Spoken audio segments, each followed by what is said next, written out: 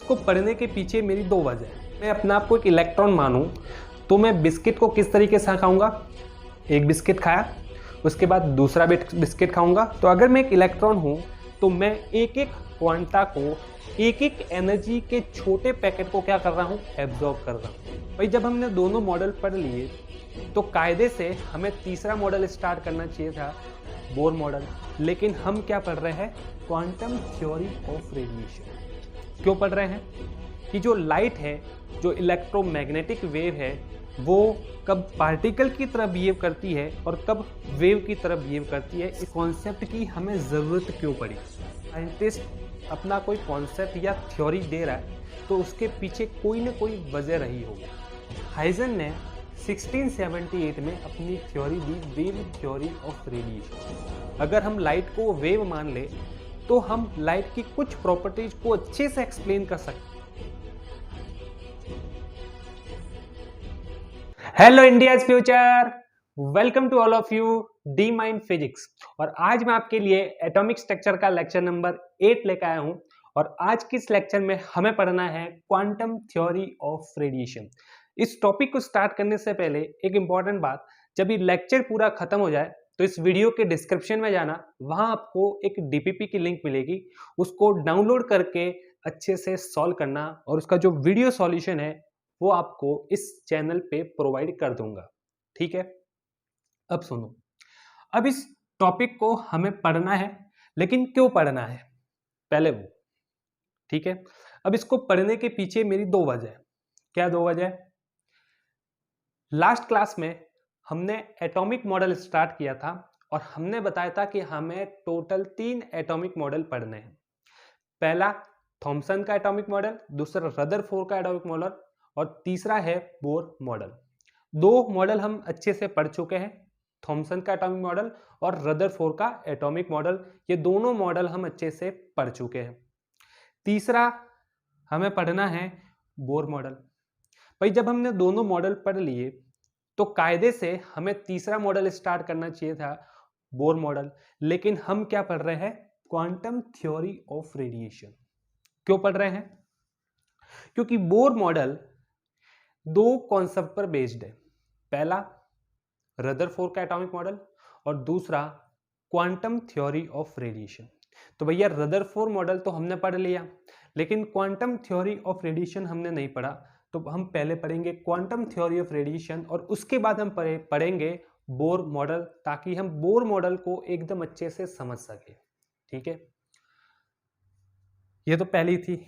अब दूसरी वजह यह है कि आपने कई बार सुना होगा कि जो लाइट है, जो इलेक्ट्रोमैग्नेटिक वेव है, वो कब पार्टिकल की तरह बिहेव करती है और कब वेव की तरह बिहेव करती है। इसमें बहुत बार आपको कंफ्यूजन हुआ होगा। आपकी 11th की जो केमिस्ट्री की एनसीईआरटी है उसमें भी आपको दे रखा है, उसमें भी आपको इलेक्ट्रोमैग्नेटिक वेव की जो है वो वेव नेचर और पार्टिकल नेचर के बारे में दे रखा है। लेकिन मैं आपको यहाँ पर एकदम अच्छे से और सिंपल तरीके से समझाता हूँ कि इस कॉन्सेप्ट की हमें जरूरत क्यों पड़ी। ठीक है, और भाई अगर कोई साइंटिस्ट अपना कोई कॉन्सेप्ट या थ्योरी दे रहा है तो उसके पीछे कोई ना कोई वजह रही होगी। ठीक है, तो हम चेक करते हैं इनके पीछे क्या वजह रही।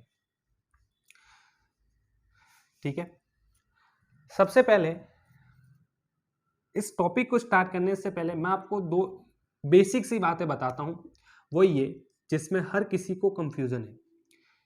लाइट, इलेक्ट्रोमैग्नेटिक वेव और रेडिएशन, इन तीनों का मतलब एक ही है। इन तीनों का मतलब क्या है, एक ही है। ठीक है, व्हाइट लाइट। व्हाइट लाइट जो है वो क्या होती है, वो होती है visible region of EM wave spectrum.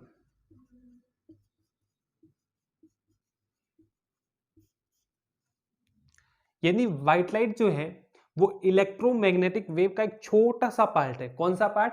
Visible region, जिसमें वो सातों कलर, जो सातों रंग आते हैं वो वाला। ठीक है, पहले तो ये दो इंपॉर्टेंट और बेसिक बातें आपको पता होनी चाहिए। ठीक है, अब सुनो, एक जो लाइट होती है, लाइट उसकी टोटल 7 प्रॉपर्टीज होती है। 7 कौन कौन सी, सुनना।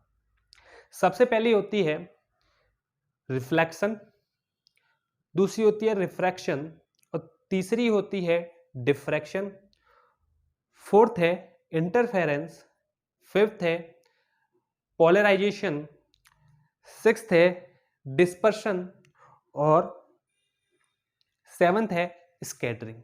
ये टोटल 7 प्रॉपर्टीज है एक लाइट की। ठीक है, अब हमें इन अगर लाइट की प्रॉपर्टीज को समझना है, क्या करना है, इन लाइट की प्रॉपर्टीज को हमें समझना है। तो सुनो, 1678 में 1678 के अंदर एक साइंटिस्ट आए जिसका नाम था हाइजन। कौन थे, हाइजन।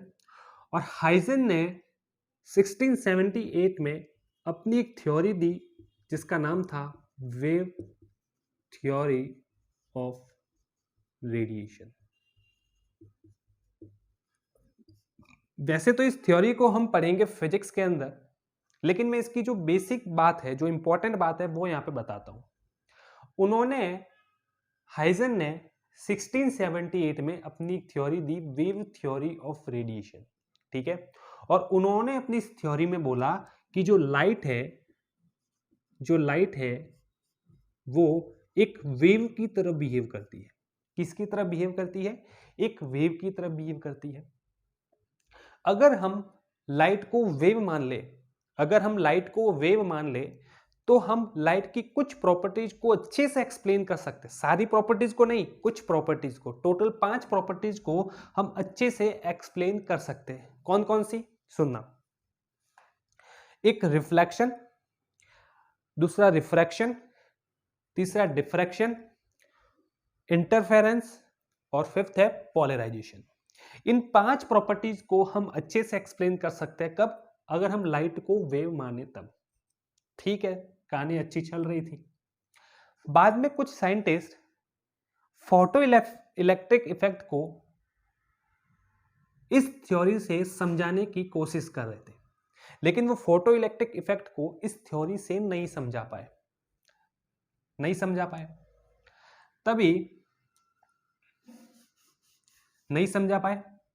दूसरा, ब्लैक बॉडी रेडिएशन को भी इस कॉन्सेप्ट से नहीं समझा पाए। इस लाइन स्पेक्ट्रम ऑफ एटम को भी इस कॉन्सेप्ट से नहीं समझा पाए। कॉम्पटन इफेक्ट जो है उसको भी इस कॉन्सेप्ट से वो नहीं समझा पाए। अब सवाल ये आता है कि इस कॉन्सेप्ट से वो समझा क्यों नहीं पाए, क्योंकि भैया उन्होंने लाइट को क्या मान रखा है, एक वेव मान रखा है, और लाइट को एक वेव मानने की वजह से वो कॉन्सेप्ट नहीं समझा पा रहे। ठीक है, तभी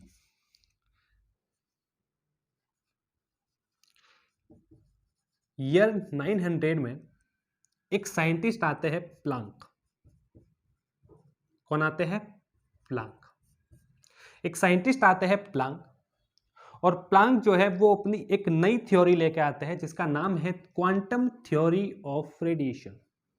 क्या नाम है, क्वांटम थ्योरी ऑफ रेडिएशन। और इस थ्योरी को प्लांक ने दिया था, इसलिए इसको हम प्लांक क्वांटम थ्योरी भी बोलते हैं। ठीक है, प्लांक ने दी, और प्लांक ने अपनी इस थ्योरी में बोला कि एक इलेक्ट्रॉन, एक एटम के अंदर एक इलेक्ट्रॉन एनर्जी का इमिट या एब्जॉर्ब हमेशा छोटे छोटे एनर्जी के पैकेट के फॉर्म में करता है। किस फॉर्म में करता है, एनर्जी के छोटे छोटे पैकेट के फॉर्म में करता है। मतलब वो एनर्जी का एब्जॉर्प्शन या फिर एनर्जी को जो वो रिलीज करता है, तो वो कभी भी कंटिन्यूसली रिलीज नहीं करता या कंटिन्यूसली एब्जॉर्ब नहीं करता, बल्कि वो छोटे छोटे पैकेट के फॉर्म में एनर्जी को एब्जॉर्ब करता है या एनर्जी को रिलीज करता है। ठीक है, और उन्होंने, इस प्लांक ने उन एनर्जी के पैकेट्स को बोल दिया क्वांटा। क्या बोल दिया, क्वांटा बोल दिया। ठीक है, क्वांटा बोल दिया। लेकिन प्लांक ने यह नहीं बोला था कि लाइट एक पार्टिकल की तरह बिहेव करती है, ये बोला। फिर 1905 में एक साइंटिस्ट आए, महान साइंटिस्ट आए, जिनका नाम था आइंस्टीन। 1905 में एक और साइंटिस्ट आए, आइंस्टीन, और उन्होंने 1905 में प्लांक की क्वांटम थ्योरी ऑफ रेडिएशन को काम में लेकर के इन्होंने फोटो इलेक्ट्रिक इफेक्ट को एक्सप्लेन किया। फोटो इलेक्ट्रिक इफेक्ट को पहले से ही आइंस्टीन ने एक्सप्लेन नहीं किया था। इस इफेक्ट को पहले भी दो साइंटिस्ट, हर्ट्ज और जो लेनार्ड है, वो एक्सप्लेन कर चुके थे, वो समझाने की कोशिश कर चुके थे, लेकिन वो नहीं समझा पाए। क्यों नहीं समझा पाए? क्योंकि वो वेव थ्योरी से इसको समझाने की कोशिश कर रहे थे, इसलिए वो इनको एक्सप्लेन नहीं कर पाए। फिर 1905 में आइंस्टीन आए और फोटो इलेक्ट्रिक इफेक्ट को अच्छे से एक्सप्लेन किया। किस कॉन्सेप्ट को काम में लेकर? क्वांटम थ्योरी ऑफ रेडिएशन को काम में लेकर उन्होंने अच्छे से एक्सप्लेन किया। बाद में आइंस्टीन इस नतीजे पे पहुंचे कि भैया लाइट जो है ना, वो एक पार्टिकल की तरह बिहेव करती है। किसकी तरह बिहेव करती है? एक पार्टिकल की तरह बिहेव करती है। भाई हाइजन ने बोला कि लाइट एक वेव की तरह बिहेव करती है, आइंस्टीन ने बोला कि लाइट एक पार्टिकल की तरह बिहेव करती है, तो सारे साइंटिस्ट शॉक में पड़ गए कि लाइट को हम वेव माने या पार्टिकल माने। भाई लाइट को हम वेव माने या पार्टिकल माने? तो जब हम लाइट को वेव मानते हैं तो हम लाइट की 5 प्रॉपर्टीज को अच्छे से एक्सप्लेन कर सकते हैं। जब हम लाइट को पार्टिकल मानते हैं तो photo electric effect, black body radiation, Compton effect, line spectrum of atom, इन सारी चीज़ों को, इन सारे फिजिक्स के फिनोमेनाज को अच्छे से एक्सप्लेन कर सकते हैं। तो इसका मतलब बाद में सारे साइंटिस्टों ने मिलकर वो इस नतीजे पर पहुंचे कि हम लाइट को वेव भी मान सकते हैं और पार्टिकल भी मान सकते हैं। अगर मुझे किसी कॉन्सेप्ट को समझाना है और उसको समझाने के लिए अगर आपको लाइट को वेव मानना है तो हम वेव मान लेंगे, और अगर पार्टिकल मानना है तो उसको हम पार्टिकल मान लेंगे। ठीक है, तो ये थी भैया एक पूरी कहानी। ठीक है, अभी आगे और सुनो। आइंस्टीन ने क्या बोला कि जो लाइट है वो एक पार्टिकल की तरह बिहेव करती है, और इसी पार्टिकल को आइंस्टीन ने बोला था फोटोन। इसी पार्टिकल को क्या बोला था? आइंस्टीन ने इसी पार्टिकल को फोटोन बोला था। ठीक है, तो ये है भैया पूरी एक कहानी, एक पूरी मिस्टीरियस कहानी कि लाइट वेव की तरह बिहेव करती है या पार्टिकल की तरह बिहेव करती है। अब हम पढ़ते हैं हमारी जो मेन कहानी, जो हमारा मेन चीज है, क्वांटम थ्योरी ऑफ रेडिएशन। देखो, क्वांटम थ्योरी ऑफ रेडिएशन, या जिसको हम प्लांक क्वांटम थ्योरी बोलते हैं, किसने दिया था? प्लांक ने दिया था। और उन्होंने इस थ्योरी में क्या बोला? उन्होंने ये बोला कि द इलेक्ट्रॉन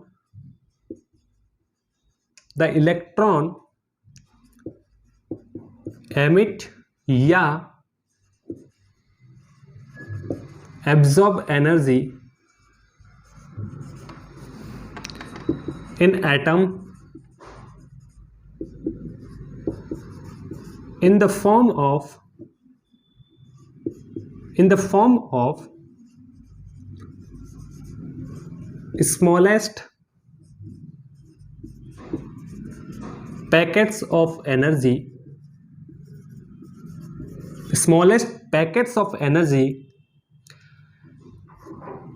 या जिसको हम क्या बोल सकते हैं?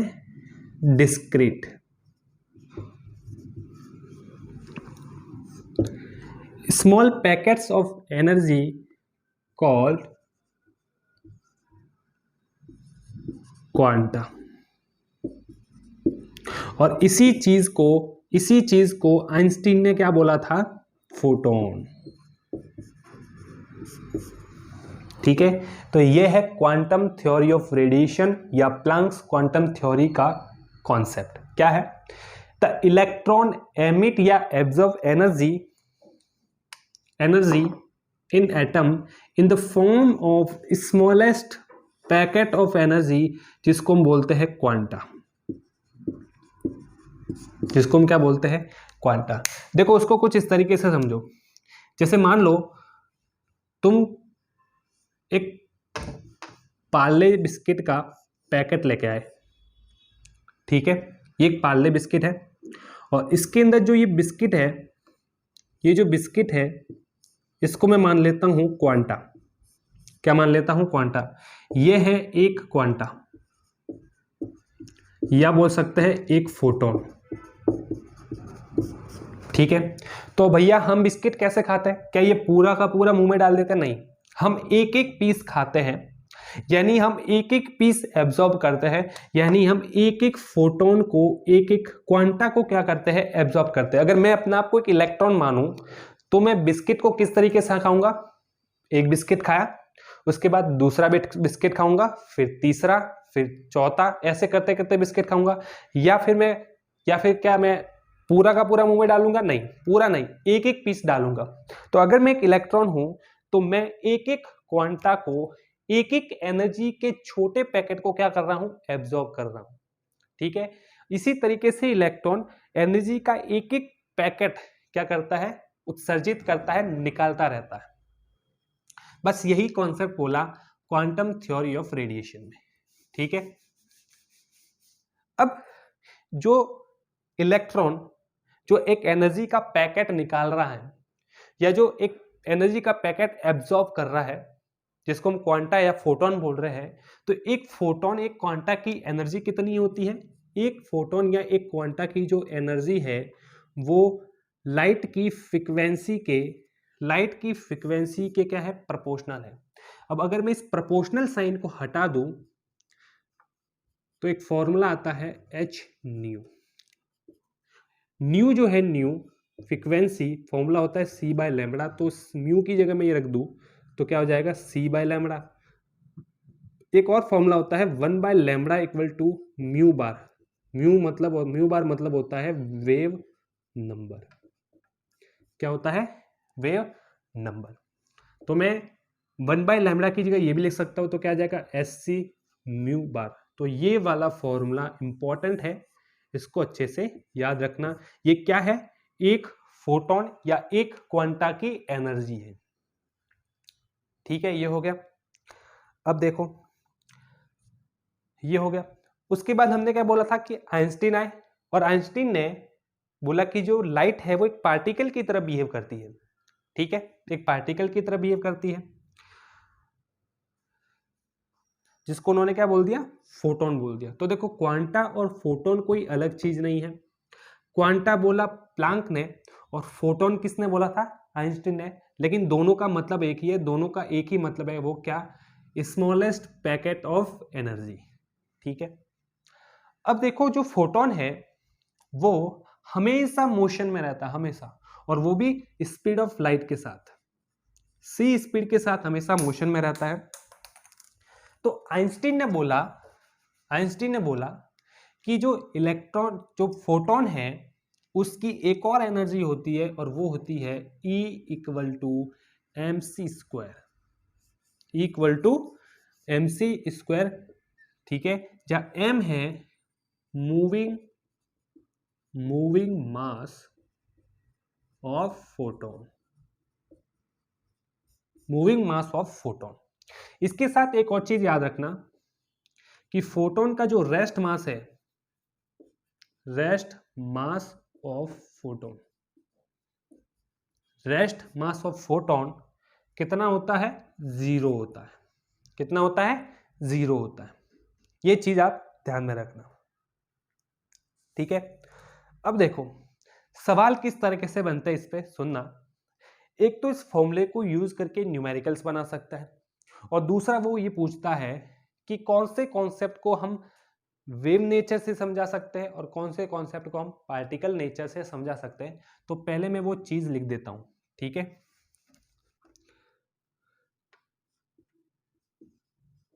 रिफ्लेक्शन,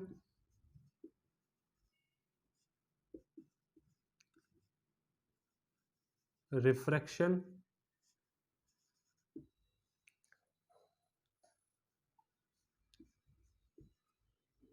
डिफ्रैक्शन इंटरफेरेंस, पोलराइजेशन, इन 5 की 5 प्रॉपर्टीज को हम किससे समझा सकते हैं? वेव नेचर से। Wave nature of light. अगर हम लाइट को क्या माने? एक वेव माने, तो हम इन सारी प्रॉपर्टीज को अच्छे से समझा सकते हैं। नेक्स्ट है फोटो इलेक्ट्रिक इफेक्ट,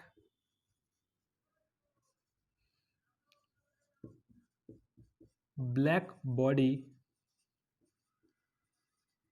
रेडिएशन,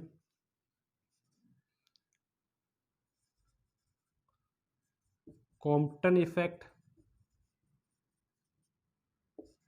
और नेक्स्ट है लाइन स्पेक्ट्रम ऑफ एटम। इन 4 के 4 फिनोमेनाज को हम कब समझा सकते हैं? जब पार्टिकल नेचर ऑफ लाइट। अगर हम लाइट को क्या माने? पार्टिकल माने, तो हम इन चारों कॉन्सेप्ट को अच्छे से एक्सप्लेन कर सकते हैं, समझा सकते हैं। ठीक है, चलो आगे, इनको नोट कर लो। अब मैं आपको कुछ दिल की बातें बताता हूं। क्या बताता हूं? दिल की बातें।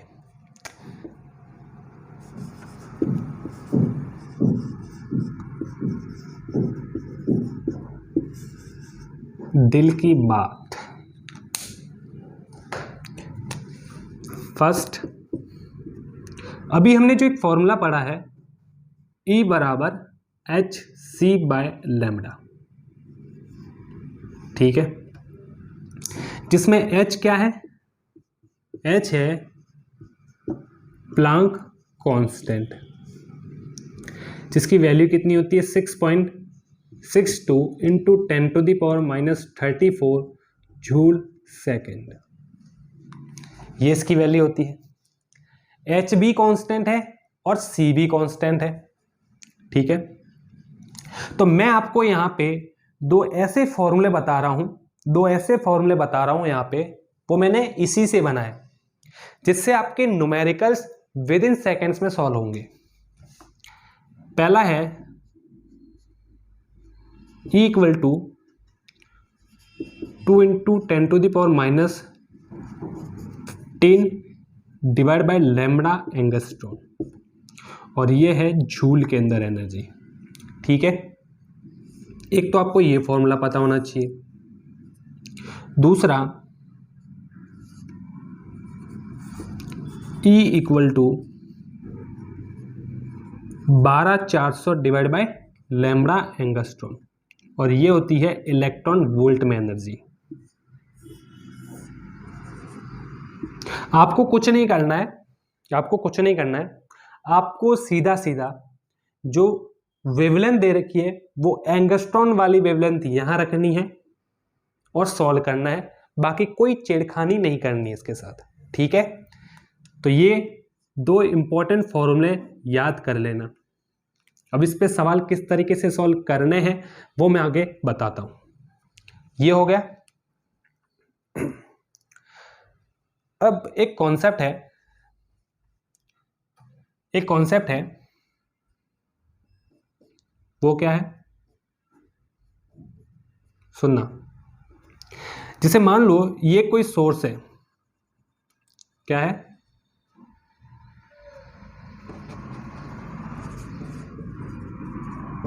ये कोई सोर्स है, और इस सोर्स से जो एनर्जी निकलती है, इमिटेड एनर्जी, ठीक है। ये इमिटेड एनर्जी, अब देखो एक सोर्स से जो एनर्जी निकल रही है, मतलब इससे क्या निकल रहा है? बहुत सारे फोटोन निकल रहे हैं। तो इसकी जो एनर्जी है ई डैश, वो एक फोटोन की कितनी होती है? n टाइम्स होती है। कितनी होती है? n टाइम्स होती है। ये जो ई डैश है, ये है total energy energy emitted by source, ये है नंबर ऑफ फोटोन और ये है energy of one photon, energy of one photon. ये जो दोनों फॉर्मूले बताए थे मैंने, ये दोनों क्या है, दोनों एक फोटोन की एनर्जी है। क्या है, एक फोटोन की एनर्जी है, एनर्जी ऑफ वन फोटोन। तो आपको कुछ नहीं करना है, अगर जूल में पूछी है तो ई की जगह ये फॉर्मूला रख देंगे, और अगर इलेक्ट्रॉन वोल्ट में पूछी है तो फिर ई की जगह ये वाला फॉर्मूला रख देंगे। ठीक है, तो ये है हमारा कॉन्सेप्ट, ये है हमारी दिल की बातें। अब हम करते हैं इस क्वांटम थ्योरी ऑफ रेडिएशन पर बेस्ड अच्छे न्यूमेरिकल्स। ठीक है, देखिए आपके सामने 3 सवाल है। पहला है, if energy of photon is 5 electron volt, so find out. पहला आपको निकालना है वेवलेंथ, दूसरा वेव नंबर, और तीसरा निकालना है फ्रीक्वेंसी। आपको एक फोटोन की एनर्जी दे रखी है 5 इलेक्ट्रॉन वोल्ट, तो मैंने अभी जो आपको दिल की बात में जो फॉर्मूला बताया है बस उसको लगाना है। इलेक्ट्रॉन वोल्ट एनर्जी का फॉर्मूला क्या था, 12400 अपॉन लैम्बडा एंगस्ट्रॉन, ये था। आपको एनर्जी कितनी दे रखी है, 5 इलेक्ट्रॉन वोल्ट, ये इलेक्ट्रॉन वोल्ट में था बस, तो यहाँ पर एनर्जी लिख दो 5 इलेक्ट्रॉन वोल्ट, 5 इलेक्ट्रॉन वोल्ट। ठीक है, तो यहाँ से लैम्बडा कितना आ जाएगा, 12400 डिवाइड बाय 5, 12400 डिवाइड बाय 5। तो जब इसको सॉल्व करोगे तो कितना आ जाएगा, 2480 एंगस्ट्रॉम। अब अगर तुम्हारे पास वेवलेंथ आ चुकी है तो वेव नंबर क्या होगा, वेवलेंथ का उल्टा, तो म्यू बार इक्वल टू हो जाएगा 1 बाय लैम्बडा, और कितना हो जाएगा 1 बाय 2480। अब एंगस्ट्रॉन में अगर मैं इसको मीटर में लिख दूँ 10⁻⁻10 मीटर, ऊपर चला जाएगा तो मीटर इनवर्स 1। बस अब इसको आगे सॉल्व करना है, तो आपका जो ये वेव नंबर है वो किस में आ जाएगा, मीटर इनवर्स 1 में।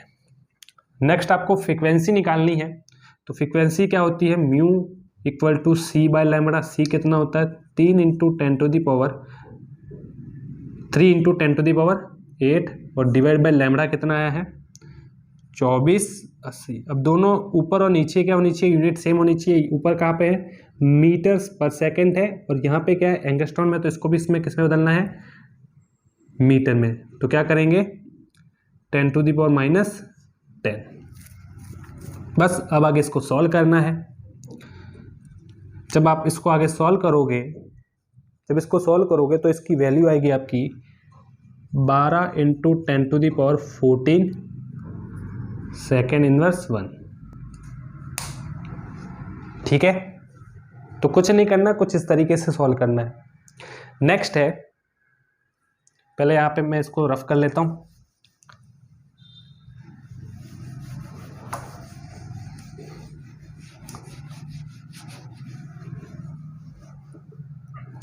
नेक्स्ट क्या है, for a photon of wave number 10 centimetre inverse 1 find out energy. आपको 4 तरीके से निकालनी है, जूल पर फोटोन, केजी पर फोटोन, केजी पर मोल और किलो कैलोरी पर मोल, और दूसरा निकालना है वेवलेंथ। अब अगर एनर्जी निकालनी है तो हम पहले वेवलेंथ निकाल दें, क्योंकि एनर्जी का हमारे पास एक फॉर्मूला है जुगाड़ वाला। तो हम पहले क्या निकाल देते हैं, वेवलेंथ। और वेवलेंथ क्या होती है, 1 बाय म्यू बार, रख दो यहां पे। तो ये कितना हो जाएगा, 1/10 सेंटीमीटर इनवर्स 1 है। ये सेंटीमीटर इनवर्स 1 जो है वो ऊपर चला जाएगा, हमें किस में निकालना है, इसको एंगस्ट्रॉन में लाना है। तो 10 सेंटीमीटर, और सेंटीमीटर को किस में बदलना है, एंगस्ट्रॉन में। तो हम कितने से मल्टीप्लाई कराएं, 10⁻⁻8 से, क्योंकि 1 सेंटीमीटर में कितना होता है, सॉरी, एक एंगस्ट्रॉन में कितना होता है, 10⁻⁻8 सेंटीमीटर। तो 1 सेंटीमीटर में कितना हो जाएगा, यहां से 10⁸ एंगस्ट्रॉन। ठीक है, तो ये हो जाएगा 10⁸ डिवाइड बाई 10 एंगस्ट्रॉन। तो कितना हो जाएगा 10⁷ एंगस्ट्रॉन। ये आ गई वेवलेंथ।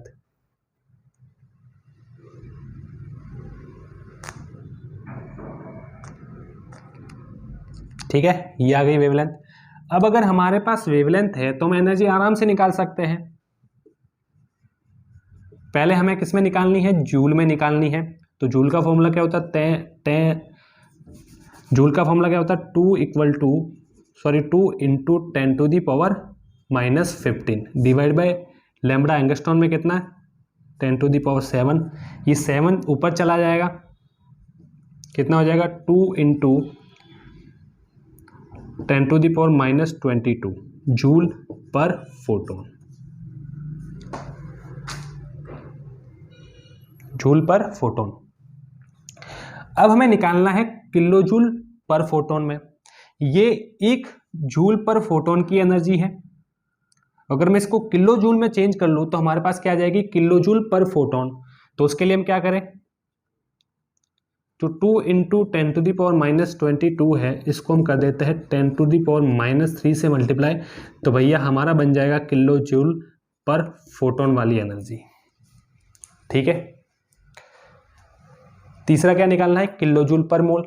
ये क्या है, किलो जूल पर फोटोन, यानी 1 फोटोन की एनर्जी है और हमें चाहिए 1 मोल फोटोन की एनर्जी। और 1 मोल का मतलब है 6.022। तो हम डायरेक्ट ऐसे बोल देते हैं 6 इंटू 10⁻23 फोटोन की हमें एनर्जी चाहिए। ये 1 फोटोन की है, अगर मैं इससे मल्टीप्लाई कर दूंगा तो मेरे पास क्या आ जाएगा, 1 मोल फोटोन की एनर्जी। 2 into 10⁻⁻25 into 6 into 10⁻28। तो ये हो जाएगा 12 और ये कितना हो जाएगा 10⁻³ किलो जूल पर मोल। किलो जूल पर मोल।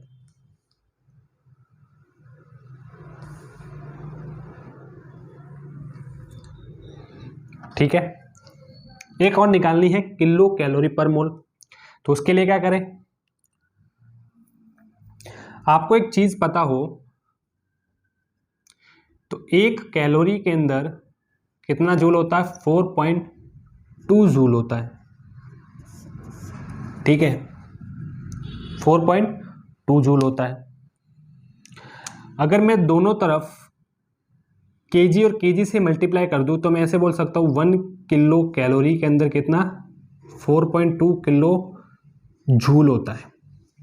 तो 1 कैलोरी, तो जो किलो जूल जहां पे दिख रहा है आपको, वहां पे आपको क्या रखना है, 1 डिवाइड बाय 4.2 किलो कैलोरी। कहाँ पे दिख रहा है ये, और किस में निकालना है, मोल में। तो क्या हो जाएगा 12 इंटू 10⁻³ इंटू 1/4.2 किलो कैलोरी। इसको अगर मैं लगभग 4 ले लूं तो ये 4 से ये कट जाएगा, तो कितना आ जाएगा 3 इंटू 10⁻³ किलो कैलोरी। दूसरा वेवलेंथ है जो पहले ही निकाल चुके हैं हम। ठीक है, नेक्स्ट है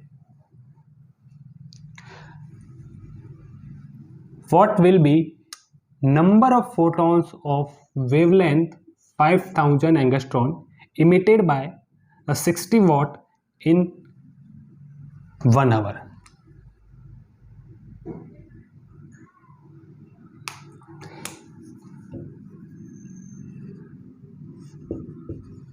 ये एक बल्ब है 60 वॉट का। ठीक है, क्या है, एक बल्ब है 60 वॉट का। हमें क्या निकालना है, नंबर ऑफ फोटोन। तो देखो जो बल्ब है,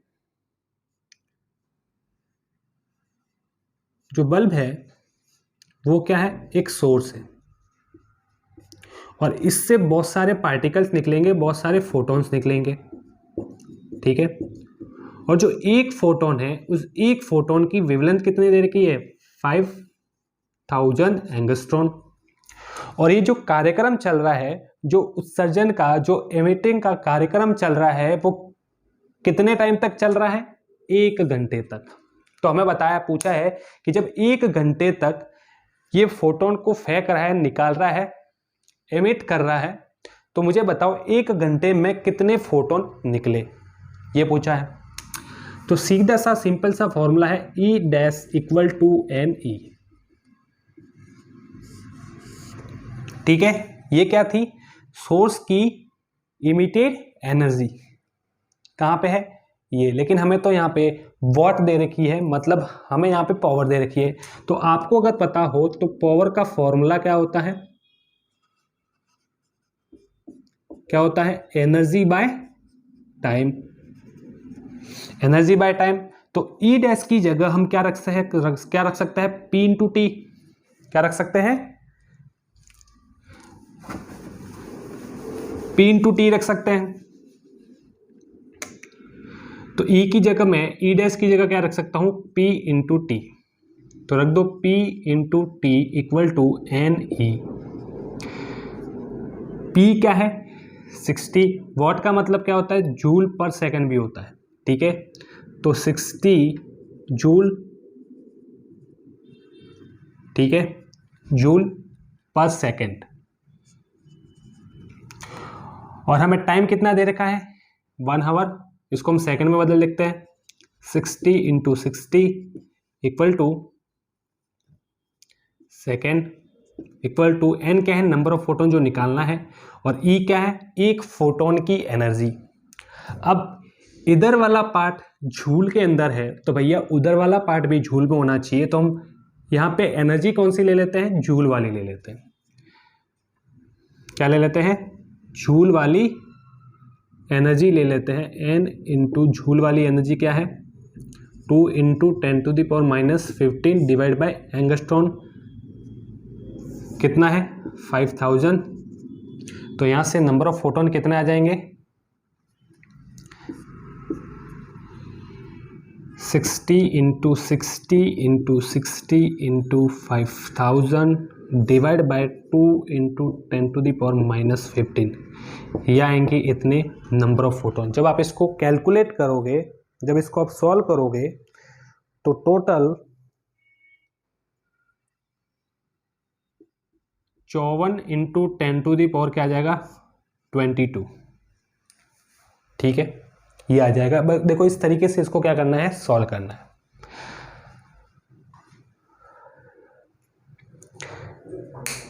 आप इसको अच्छे से पढ़ लेना, अगर कोई भी डाउट हो तो आप कमेंट कर सकते हो, ठीक है। तो आज के लिए इतना ही, मिलते हैं नेक्स्ट क्लास में, तब तक पढ़ते रहिए। All the best.